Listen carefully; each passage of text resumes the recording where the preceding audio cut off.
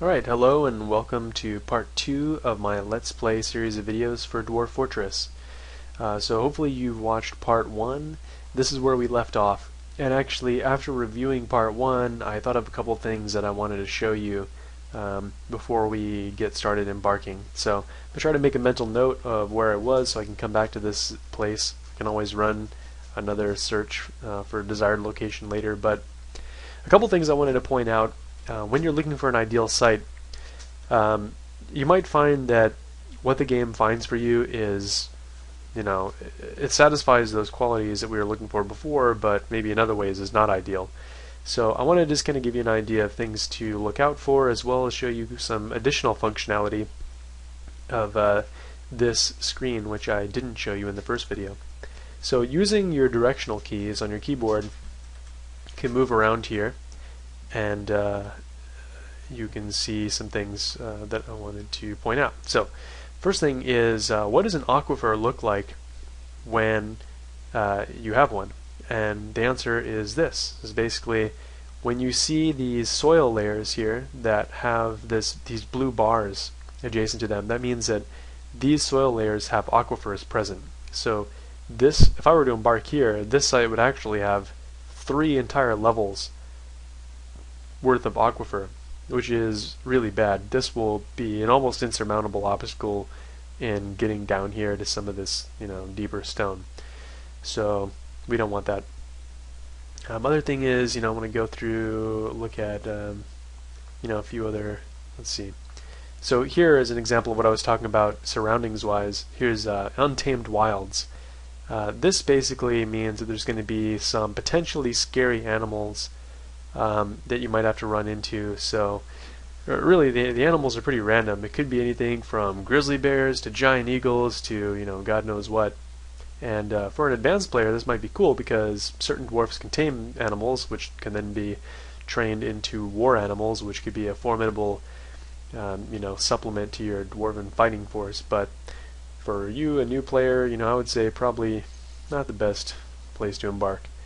The other thing I want to show you is a few things that you can do here. You can use tab, as you see here, to change mode.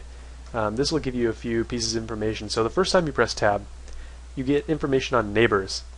So this little red line will tell you whether any of these other civilizations are present in the area that you're about to embark to, or the surrounding area.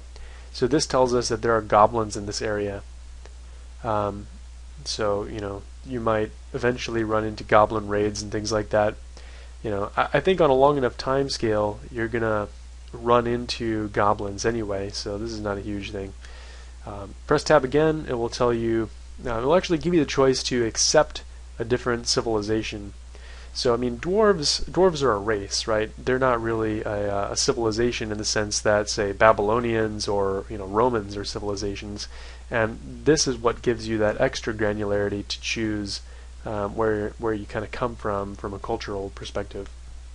Now, to change this, you can see down here the tooltip tells you that you need to use plus and minus to switch between these.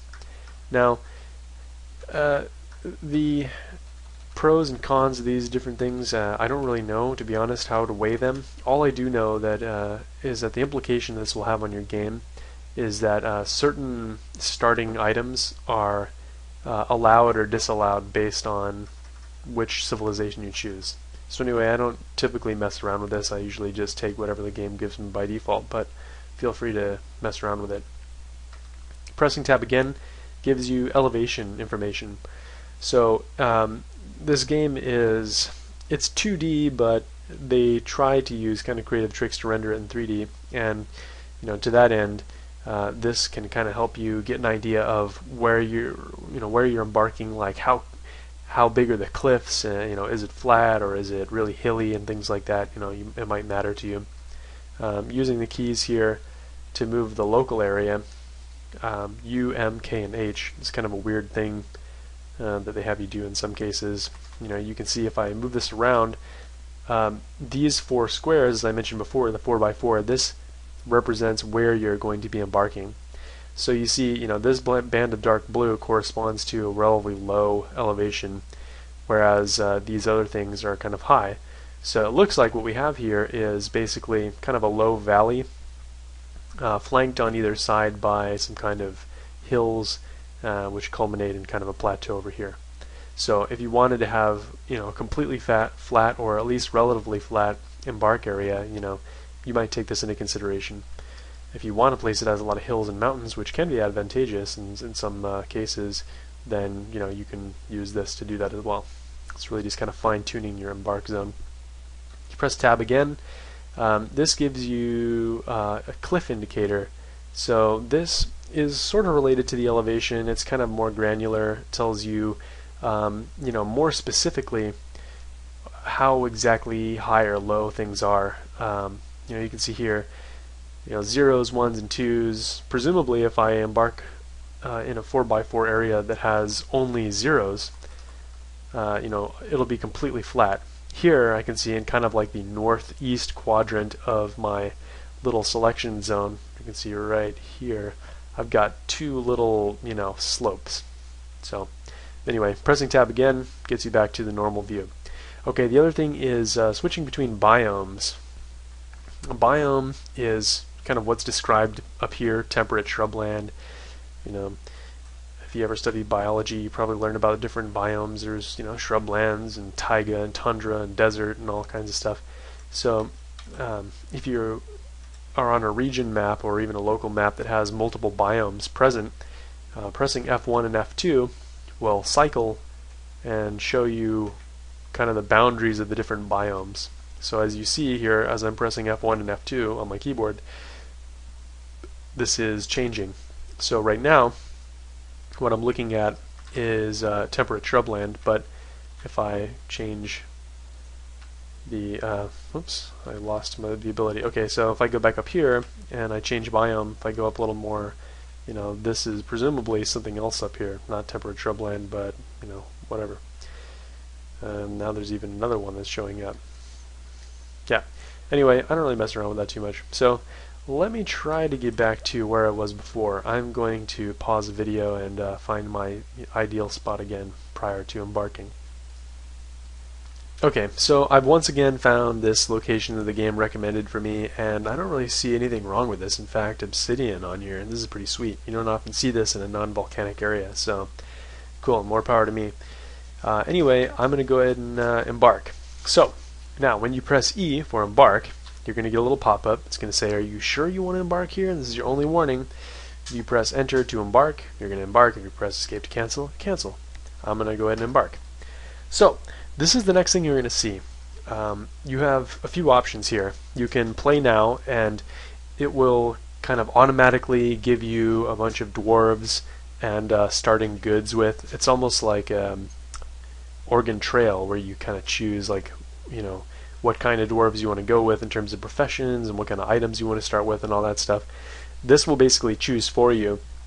The one advantage to this is that you have kind of a point system which determines how much it basically limits the amount of skill points and items you can start with, so that you can't just give yourself amazing dwarves and an unlimited supply of food and weapons.